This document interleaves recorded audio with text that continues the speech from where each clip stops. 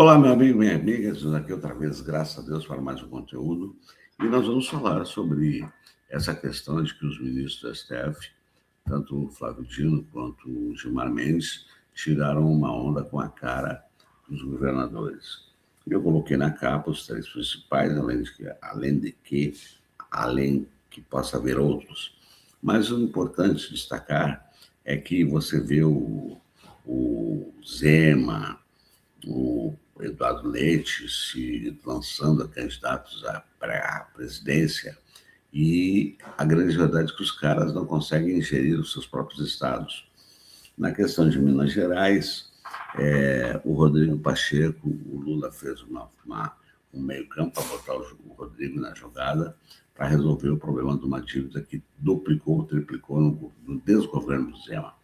Nós tivemos agora essa situação da enchente, o dinheiro que ele tirou dos investimentos em infraestrutura, o dinheiro que 3,5 bi que foram solicitados e estava à disposição do governo federal, e ele não mandou um projeto. Mas essa gente costuma fazer essa bravata. No Rio Grande do Sul teve a enchente e o Eduardo Leite não consegue tecer um elogio. Ele faz um meio elogio e depois ele sempre acrescenta uma crítica e busca puxar a brasa para o seu assado.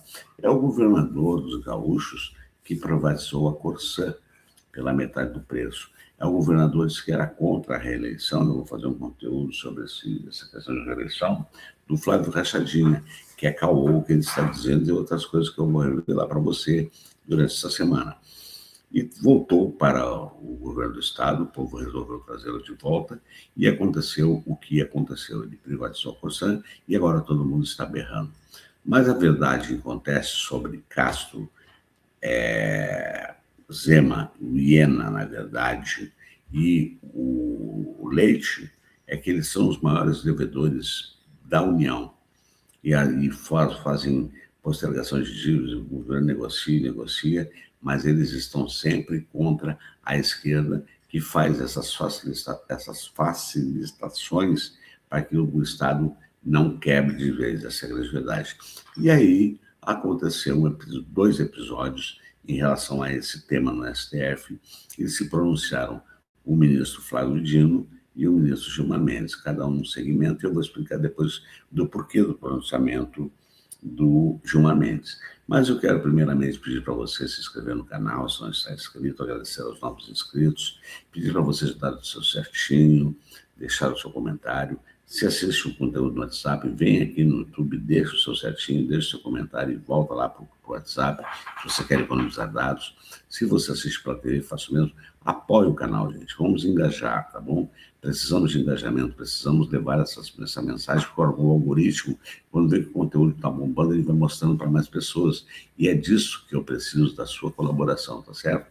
Vou sempre, cada vídeo, estar com você para que adquira o meu novo livro, Encontro Motivacional com Jesus, que está na Hotmart à disposição, e eu deixo sempre o link no primeiro comentário fixo aqui no canal, e também convidá-los novamente a fazer parte do grupo de WhatsApp Vozes Libertadoras, onde você vai receber diretamente através do grupo os conteúdos, e que não é um grupo de bate-papo, tá certo?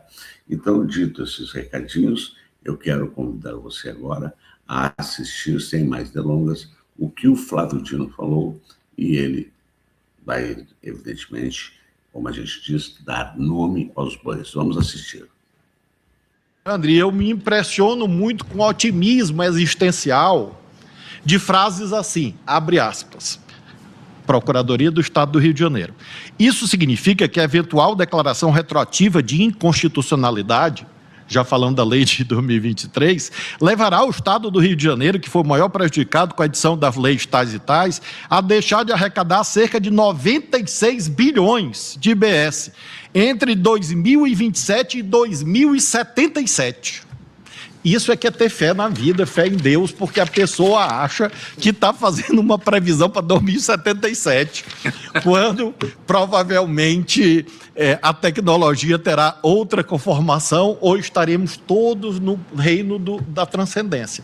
Então, eu me impressiono muito, ministro Cássio, com essas contas que são apresentadas aqui da tribuna. Na política já me incomodava, que são aquelas previsões de trilhão. O bom político é aquele que diz assim, não, isso vai gerar 1 trilhão de investimentos.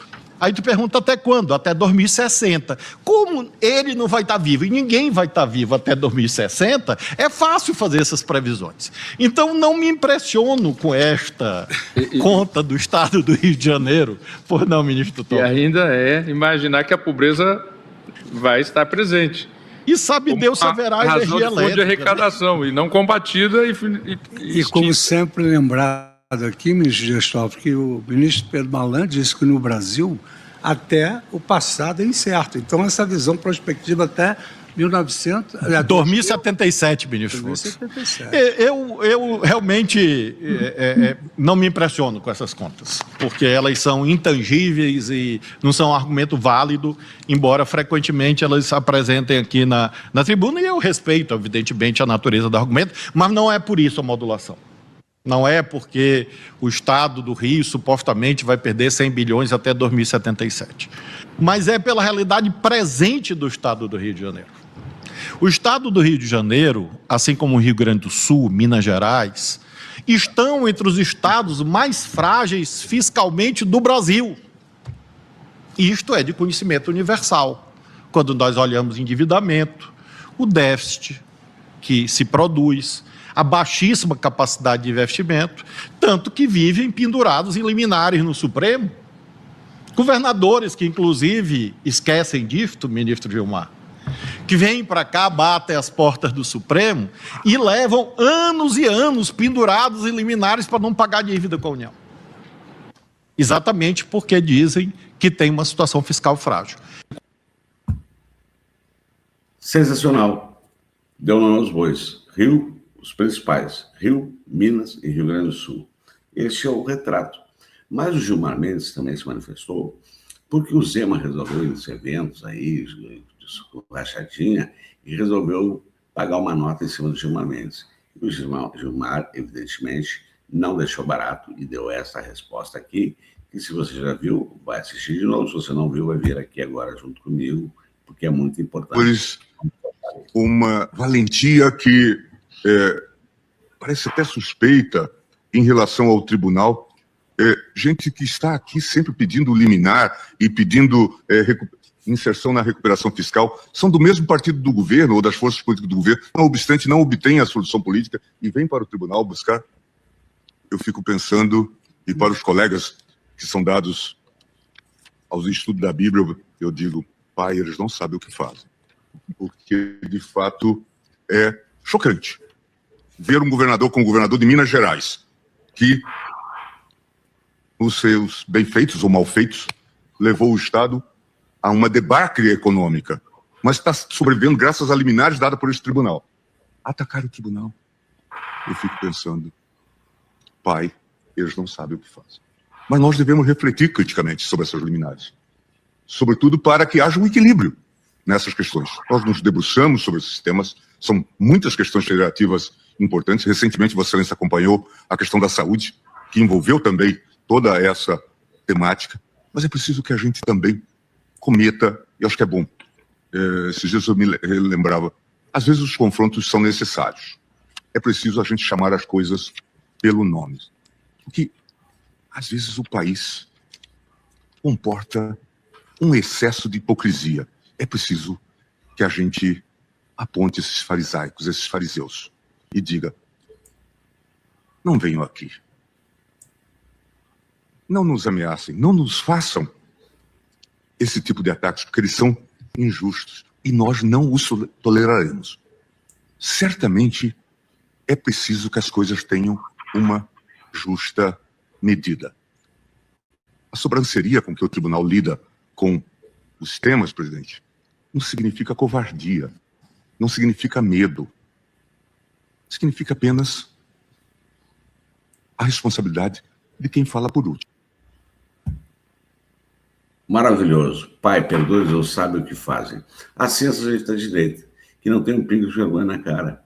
E o Gilmar Mendes foi na ferida do Zema, que realmente é um Estado que está quebrado, é um Estado que só se sustenta por contas terminadas, assim como disse o Dino, Rio Grande do Sul, Rio de Janeiro, Minas Gerais, tem São Paulo também, que tem as dívidas deles, mas essa gente direita é sem vergonha. O próprio Paulo Guedes havia dito, tem um vídeo meu que viralizou muito, já há muito tempo, dizendo que a direita é sem vergonha e que a esquerda, e elogiou o Lula, com 10 milhões modificou o Brasil. Então é essa a grande verdade. Então eu quero contar com você para dar o seu certinho, comentar e compartilhar esse vídeo, porque nós estamos num período eleitoral e no Rio Grande do Sul há uma tendência que talvez a Eduardo Leite ali adiante recue e saia a senador. O Zema está nessa vibe de presidência, mas também tem outro destino que eu vou comentar essa semana. E aí sobra o Ratinho Júnior.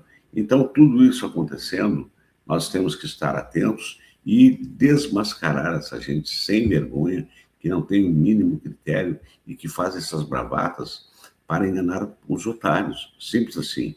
Então, minha gente, o recado está dado. Eu quero contar com você de novo, por certinho, por comentário, por compartilhamento, inscrevendo-se no canal se não é inscrito e ajudando o canal a crescer. E aqui é a voz libertadora. A verdade doa em quem doer. E como eu sempre digo ao final de cada conteúdo, com a graça de Deus, até o nosso próximo encontro, deixando aquela nossa logo maravilhosa, rebentando correntes, libertando vozes e trazendo para o nosso campo. E também, como eu sempre digo ao final de cada conteúdo, com a graça de Deus, até o nosso próximo encontro, e eu vou dizer para você, um beijo no teu coração, e eu fui.